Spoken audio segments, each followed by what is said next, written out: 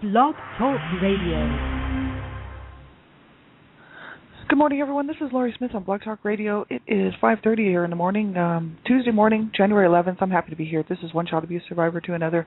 And we're on for 30 minutes. It's a live internet streaming radio broadcast from blogtalkradio.com. And chat room's open there, and I did pop the link in there to what we were talking about yesterday and finish up today with this article from mentalhelp.net. And, thanks very much for being here. I appreciate everybody who's tuning into my shows and day after day to listen to my shows. Appreciate it. I'm not a counselor or therapist. I'm just a private citizen, really just paying to do my own blog talk shows. And I just wanted to be one more voice speaking out against abuse and talking about the issues of, adult survivor issues and whatnot and the aftermath of abuse, right? So, and just to be one more voice, because I know there's a lot of voices out there who are speaking out and tons and tons, like I don't really even bring them up on the show, but there's so many when you actually start looking around.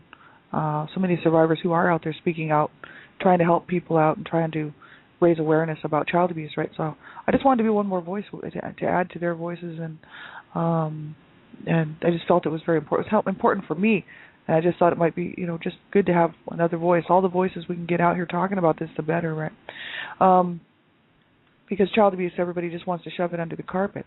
Society wants to pretend it doesn't happen, and yet the survivors all know it does happen. Because we've been there, you know what I mean. So that's the whole issue. It's sad, you know what I mean. And that's why I decided to do these shows and just hopefully, help someone out there to see that there is hope and there is help and that we can do this, you know what I mean. And we certainly didn't deserve what happened to us as children, right? And so you have to listen to my shows with, at your own discretion, because all of my shows I'm talking about abuse, and abuse is a sensitive, touchy subject, and if you're not comfortable enough to listen to it, you have to know what's good for you to listen to. So ultimately it is your discretion, so you listen to the show at your own discretion. And young people under the age of 18, I just ask that you have someone listen to the show with you who's older, an adult who can help you make a decision whether you should be listening. Just to have permission to listen to my shows, because there's a lot of adult content on here, and I just think children have the right to protection at all times, right? I'm the Canada Regional Director for Dreamcatchers for Abused Children, and we're fighting to save children's lives, right? That's what we do. That's what we're going to continue to do, and just to promote awareness and education, right? So young people under the age of 18 just have permission to listen to my shows, okay? Thanks very much. So we'll get right into this topic here this morning. Why do people abuse? And this was from www.mentalhelp.net. And it's another article from Catherine Pacicelli, from MA, updated from December 15th, 2005. So it's a little bit older article, but it doesn't matter. Her stuff is very good, and I like what she has to say. She approaches it just a little bit different than a lot of the websites the information that I've seen, which is kind of the same sort of thing, right? She sort of adds a few things in and talks about a few things that you just don't see on other websites. So I think it's kind of interesting to take a look at her stuff. And I don't know this person. I just ran across this website while I was doing some research and looking around at different things, and it's some good information. There's all kinds of info on here, about abuse. What is abuse? Types of abuse, domestic settings of abuse, right? Recognizing abuse, and are you being abused, and what to do if you are, right? Changing attitudes about abuse. And they're not all articles by her. Some of the articles are by different people, but quite a few of them are from her, Catherine Pacicelli. So we're going to pick up where we left off yesterday, and that was talking about why do people abuse. And, she said, it's been an age-old question, right? Is that people have been asking this question for forever. And it's like there's many reasons, that they feel that, and that, professional, psychiatrists, psychologists, and people who work, in that whole area of trying to figure out why people do what they do and why people's brains think the way they do, and emotions play in, and really it's just so many different things. That's why people abuse, it's a choice, first of all, I do know that. But she says here, there's multiple answers for why do people abuse other people, and sometimes it's a learned behavior. She says some abusers learn to abuse from their parents. Their early history consisted of receiving abuse themselves, or seeing abuse, right? So they figure that it's a consequence. As a consequence, abuse is normal, and that they feel like they've been a victim their whole lives. They might take on the other role, which is to go the opposite, which would be to be abusive. So that's the cycle of abuse, right? somebody who just takes on that cycle from learned behaviors or just feeling like, well, I'm not going to be a victim anymore, so I'll be the abuser, right? Which is kind of like what I was talking about yesterday with my mom. I think, that was very much what happened to my mom. I don't think she set out to abuse anybody, and I don't think she set out to hurt her children, but, she was a victim herself her whole entire life, and I think she just figured, hey, if I can't beat them, I'm going to join them. So and she used to say stuff like that. So I think she just felt like, too bad if people don't like how I'm treating the family, because she was a victim her whole life, and I think she just felt like, she was finally in control. But that's the whole issue, is that that's really not a good way to control your children by abusing them, right? Because that's all it is a form of control, abuse, right? It's a choice and it's a form of control. So it doesn't set you up for a good relationship with your children, right? When you abuse your children, right? And it can land you in jail. So that's the thing. My parents were brought up on charges. They didn't go to jail. They were told to get counseling, and a social worker stepped in for Child Protective Services stepped in for a while. I don't know how long, because I was 2 years old, but they were around for a while. I do know that. And then they were gone, and then there's no sign of them anywhere. We weren't going to any meetings, and the abuse just continued on. So we just sort of slipped through the cracks, right? But they didn't feel that our lives were being threatened, and actually, had they stuck around a little bit longer, they would have seen that. But nowadays, I think we would have been removed from the home, because they realize now, that was back in the 60s, and they weren't paying for. They were just on the edge of this stuff, right? They didn't really know, the right things or the wrong things to do. They still make mistakes as it is today, but they do try. I know that. There's good people out there trying to help save children's lives, but the system's not perfect. And what is on this earth? What will ever be perfect on this earth? Like, absolutely nothing. Because when it involves people, there's going to be problems. And so, sadly enough, who pays the price? The kids do. You know what I mean? Like my dad, because of his mental illness, had I think, because the fact that both my parents were diagnosed with mental disorders, the courts would have seen that we were either removed from the home until they could prove that they were going to look after their children properly, by going to counseling and doing their marital counseling, right? But they just figured, oh, well, we'll just leave the 5 kids that are in the home, we'll just leave them in there and see what happens, you know what I mean? And it was a mess, and it was horrible, and am I holding that against CPS or DHS or whoever they were that stepped in? I know it would have been probably CPS. No, you know what I mean? Because what would be the point of that? You can't go back and change the past, and I just feel that whoever made the mistake, they didn't really screen my parents carefully enough. That's what I think. And I think that too many people, my parents were very manipulative. So when they went to the courts, my mom was crying to the judge, oh, don't take my children, I love my children, without telling the truth, which is, I'm going to beat the shit out of my children when I get home. But, my dad, of course, he was saying the same thing, oh, don't take our children away, I'm only going to threaten their lives on a weekly basis, you know what I mean? They were definitely playing the judge, and they were playing everybody else as well. So that's the sad part. They played all the neighbors. They played everybody, right? And there were a few people that knew kind of the real situation with my parents, but it was the 1960s and everybody was high, so everybody kind of figured, oh, whatever, no big deal. You know what I mean? It's like, no, flower power and all that, right? It was kind of the age where people were so stoned out of their minds they weren't thinking clearly anyway. And my parents weren't stoned, but I tell you, everybody else was. And so, we just sort of slipped through the cracks there. What are you going to do, right? I mean, it's like, I just think that it was really ultimately up to my parents, and my parents should have been responsible for their actions and should have stopped abusing their family and their children, right? I got to put the blame where the blame really goes. It's on my parents, right? They should have got help, and they were told court-ordered counseling to get help. So that's, it's just a cycle of abuse many times. People just, mental illness, domestic abuse and domestic violence spilling over to the children. There's any number of reasons why people abuse people, right, or abuse their children. And it's pretty sad, but it's the truth. And so many times people just don't want to admit that abuse is going on even within their own homes. And they just don't want to get the children any help, and it's pretty sad. It really is.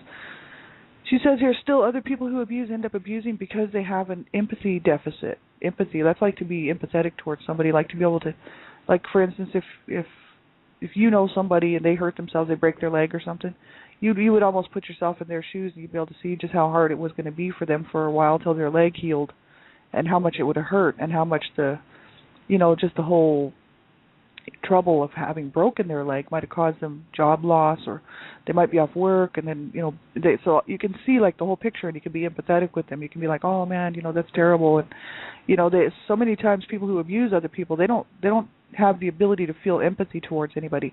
My dad is that way, right? Because it says either because of some sort of brain damage or because they were so abused themselves as children that their innate empathetic abilities never developed properly. So this is what she's talking about here. And this is a serious issue because I believe that's what happened with my dad.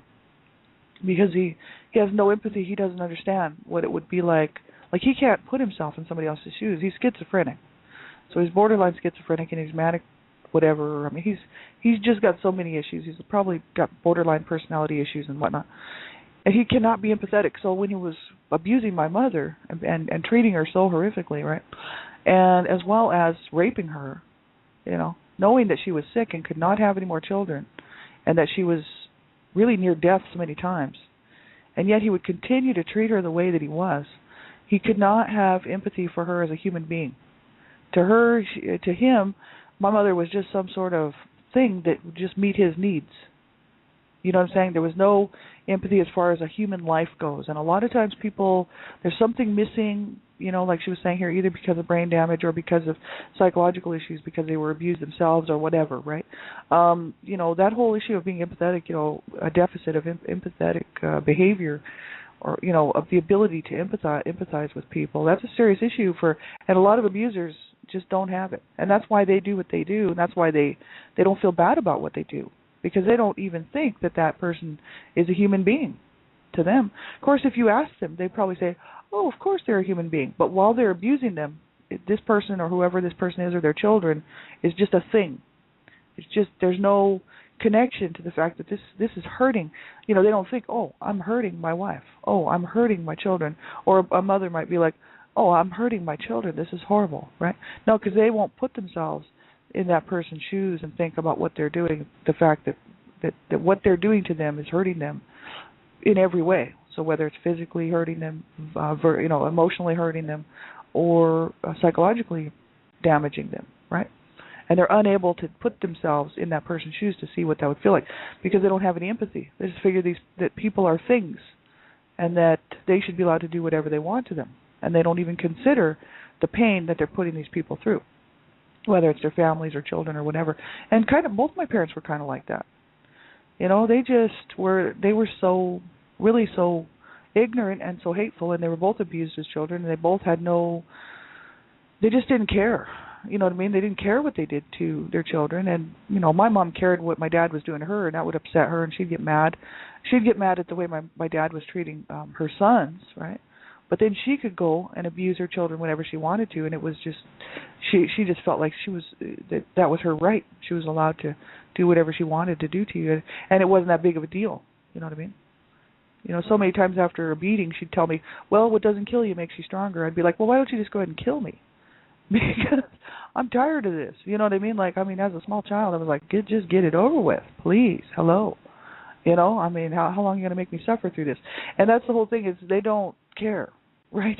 There's no empathy. To care about somebody, you have to have empathy. You have to have some sort of feeling that person's feelings count and that person's life counts in order to feel some sort of empathy or feelings towards them, right? And when parents and other people abuse children or abuse each other as, partners and whatnot, they don't care about that other person, So that's why my dad, after my mom passed away, about 15, 16 years ago now, it's going on 16 years actually pretty soon here, my dad was like, oh, I just loved my wife, I just loved your mother. And of course all of my life from the time I was born until my mom passed away, I had heard nothing but horrible stuff coming out of his mouth about my mother. And he never said he loved her, ever, not to her face. He would never tell her, oh, I love you. They never exchanged cards. They never exchanged gifts. They never exchanged hugs. They never exchanged kisses. They were never together as a couple the whole time that I was alive, right? So, and here's this man after my mom's dead saying, oh, I just loved her. And it's because I think he really wanted to. He had no ability to be able to do it while she was alive. But that's the same exact thing that happened to my brothers. When they died, my dad, of course, treated them so absolutely ridiculously horrible. Oh my God. And while they were alive, of course, then once they're dead, he was like, "Oh, my sons," crying the blues because his sons are dead. I loved my sons. Of course, while they're on the earth, they could not treat them with 1 ounce of respect or empathy or anything else. And he was just, continually abusing them in every way when they were growing up. And then as adults, when they were adults, he was just holding them in contempt and saying they were just, they weren't his sons. You know what I mean? And then as soon as they're gone and passed on and dead from suicide and, murder and drug overdose and everything, then he's like, "Oh, my sons, my sons." And, I think all that was his own guilt because of the way that he treated them. It had absolutely nothing to do with loving his sons. It's just the fact that, I think he just, wanted to look like the good guy. You know what I mean? And it's just like, so he has no ability to really love or have empathy in his heart for people, right? And sometimes that can happen with people who are mentally ill, right? And my dad is very mentally ill. So he should have gotten help so many years ago, but he didn't. And now he's 88 years old. And, what hope is there for him? You know what I mean? He's 88 and he's just had a stroke. And, will he ever? He's never going to change. You know what I mean? So what can he do with people like that? I avoid him at all costs because he's just as toxic today as he was then too, right? So I just stay away from him. You know what I mean? It's ridiculous. It says that such abusers cannot or will not relate to other people as people, choosing instead to treat them as objects. In effect, they confuse people for things, and they treat people as though they were there solely for their convenience and do not otherwise have an independent, important life. And abusers who treat people in this manner are very likely psychologically ill, and possibly medically ill as well. And they may have an antisocial, sociopathic, or psychopathic, or narcissistic personality disorder.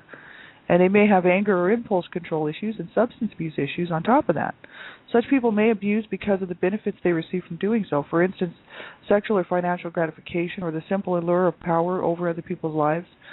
Think of any dictator that springs to mind, and you will have the personification of this type of individual, right? So she talks about the fact that Saddam Hussein seems to fit well and comes to mind easily.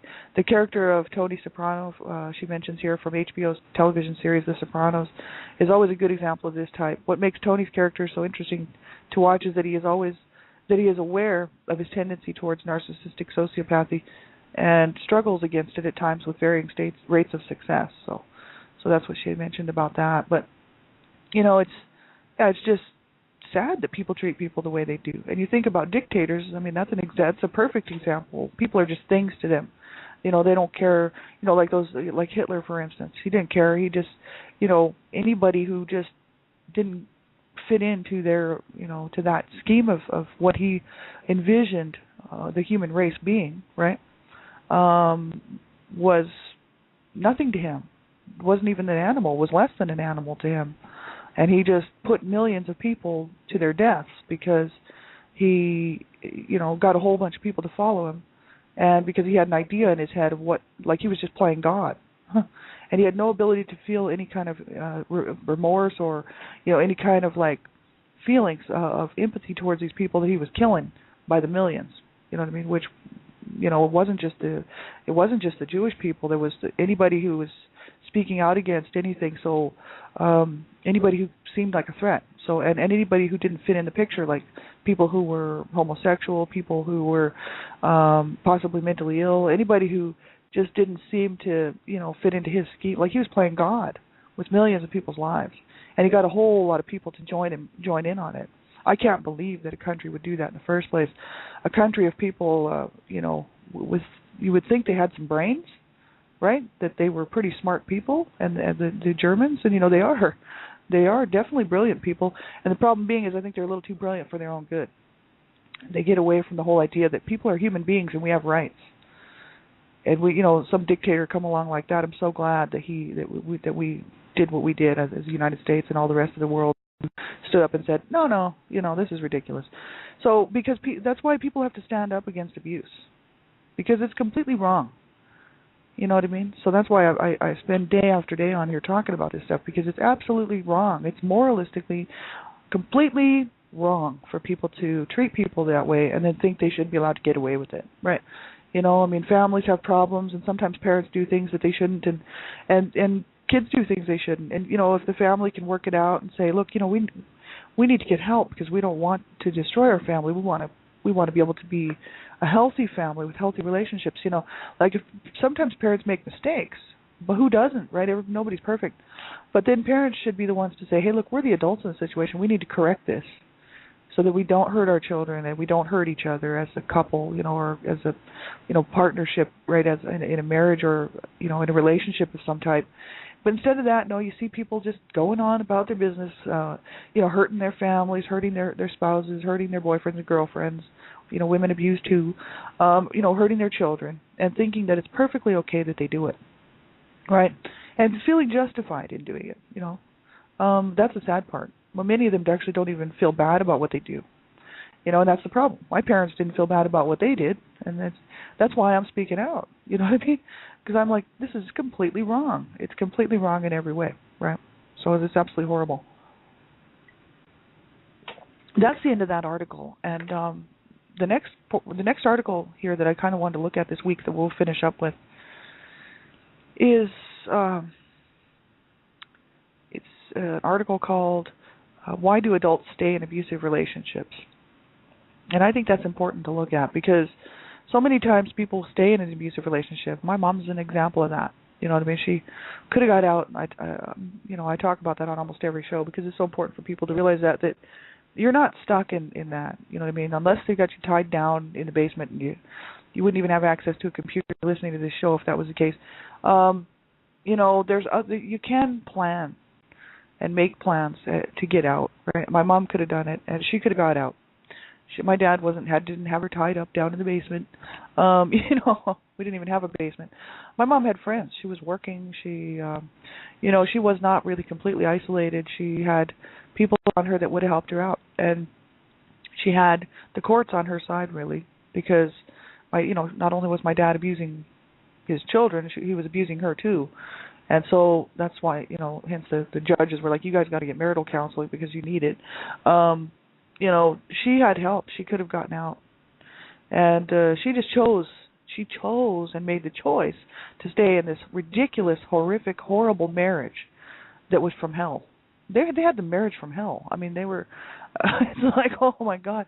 If you could have seen even a week or two of it, I think, really shocking and really surprising at what people would do to each other. And, it's kind of horrific that they would just go on year after year after year. You know what I mean? And it's why people would stay in that. I used to wonder, why my dad would stay in that. Because my mom, of course, was abusing him because he was abusing her. They were both abusing each other, right? Towards the end there, especially. And, it's kind of like, why would you stay in that? Oh my God. But they did. So why do adults stay in abusive relationships? That's the next article here from mentalhelp.net, www.mentalhelp.net. And it's from Catherine Patricelli as well. So we're going to take a look at this one, and I've just popped the link into the chat room here. Just if anybody's sitting in here and wants to get a hold of this link, then you can do that. But so many times people will stay in abusive relationships, and if you've been abused as a child, it's very important that you don't become re-victimized. Like adult survivors of child abuse, right? We have to be very careful, not to become re-victimized, because it's so easy to allow yourself to become re-victimized. You know what I mean? Because we almost don't know what the boundaries are. If you're abused as a child, so many times you're just not taught, the boundaries, the proper boundaries that should be there, what you're going to allow in your life, how you're going to allow somebody to treat you.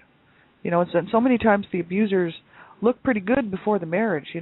People who you might meet someone and fall in love, right? And everything seems so great because it's the honeymoon phase, and it's like, oh, this is it, this is the one for me, for my life, And then people will, marry this person, and there maybe even have been signs, before the marriage that the person was controlling and possibly going to be abusive, right? But then they marry them anyway, because they don't realize, they don't think about, they're not thinking about that. It's just all about this honeymoon phase of, oh, I'm so in love, and this is going to be wonderful.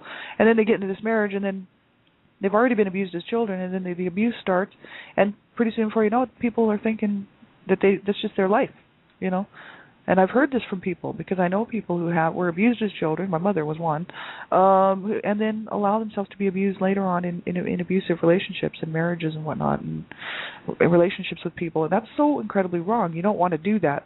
And I think that, for myself, I know myself.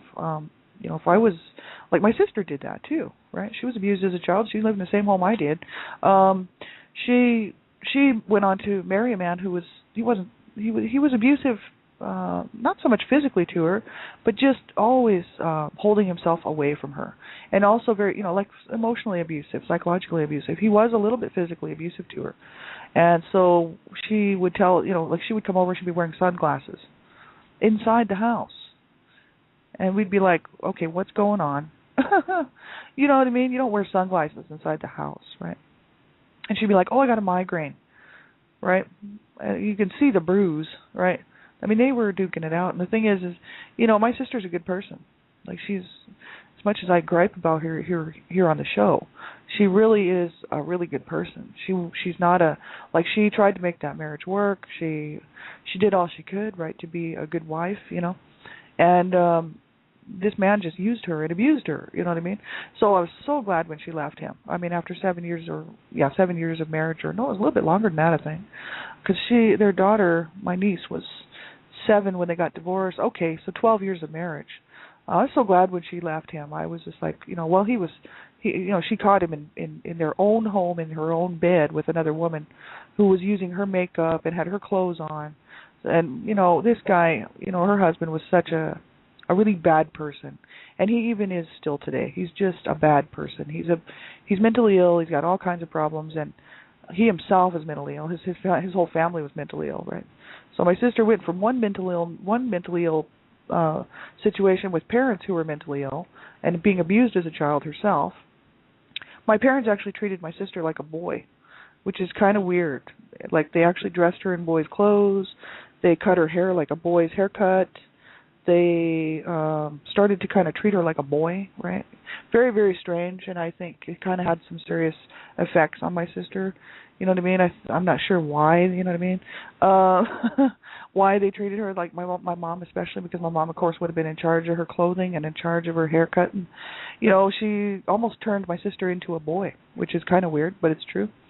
And so here's my sister, already having issues. And then in this marriage with this guy who's just using her and abusing her, and then ends up, ending up in like a situation where he's unfaithful and has an affair on her with this other 16-year-old girl or something like that. So the other girl was like 16 years old. So the whole thing was just absolutely ridiculous. And when she divorced him, I was so happy. I did a happy dance and I was partying and I was like, woohoo, because I was like, thank God she's not going to stay and allow herself to be treated that way. She's going to get out of this marriage and she's going to have a good life, right? Well, then she got years later into another relationship with another guy, which she did not marry, thank God, who was abusive as well. Not physically, but just treating her so, really emotionally and verbally abusive. Mainly verbally, putting her down, running her down, making her feel bad. That's what abusers do. They control you through their actions, through their words, through their deeds, right? However they're going to do it, they're going to do it. So whether it's physically controlling you, verbally controlling you, emotionally controlling you, that's what abusers do. They're controlling the situation. So he was just treating her horribly. She stayed in that relationship for another 7 years. I mean, my God, so finally she got rid of that one. I was like, thank God. And, she doesn't know the boundaries. She does not know, because she was abused as a child herself, like myself. She has no idea about boundary work, right? She doesn't realize that you can set boundaries and you can say, this is what I'm going to allow in my life and this is what I'm not going to allow in my life. You know what I mean? So if you've been abused, we have about a minute left here. If you've been in this situation and you're a survivor of abuse and whatnot, you make sure you do some work on and get some help with these issues and do not allow yourself to be re-victimized, right? You have to know that you certainly have the choice. It is your choice on how the rest of your life is really going to go, pretty much, as far as whether you're going to let people abuse you or not. You know what I mean? So you have to take control of that. And you have to say, okay, I'm not going to allow anybody to abuse me anymore, ever. You know what I mean? Because I'm a good person, I don't deserve it. And, then in turn, we have to be the type that would say, okay, and I'm not going to abuse anybody, right? Because, we have to treat people the way we want to be treated. So don't become the abuser, and also don't allow yourself to be abused, right? Just make sure you get some help with this stuff. You know, if you have to, you call a counselor, a therapist, crisis line, whatever. You know, there's support groups out there for people, adult survivors, support groups and whatnot. So make sure you do get help. Just reach out and get, you know, and just if you feel like you can't cope, you make the phone call. And you call the crisis line, right? You do whatever you have to do to get yourself, you know, to a good situation, right? Well, have a great day, everybody. I'll talk to you later. I'll be back on tonight, Dreamcatchers Talk Radio. I'm thinking about changing the show time to 9 o'clock p.m. Mountain Standard Time, which would be 10 o'clock Central Time and 11 o'clock Eastern Time. And so Dreamcatchers Talk Radio, you can check it out here on Blog Talk Radio for Dreamcatchers for Abused Children. And we're on Monday through Friday, and I think we're going to be changing the time over there on that because I'm doing all the shows until we get some more hosts. So there you go. You can listen to me over there. Have a great day, everybody.